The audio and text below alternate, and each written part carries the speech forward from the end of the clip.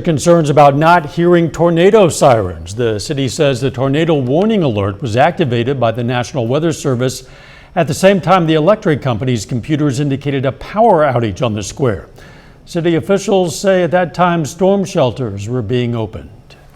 I do have access to do those storm sirens on my phone. I was on my phone trying to get with R9 and let them know what was going on and all of that. And by the time I got done with all of that, the storm had passed through and I opted not to sound them. Fire Chief Ryan Huntley tells us they're going to evaluate what can be done better in the future. Huntley also says the Carthage Public Works Department is assessing property damage today. No injuries were reported.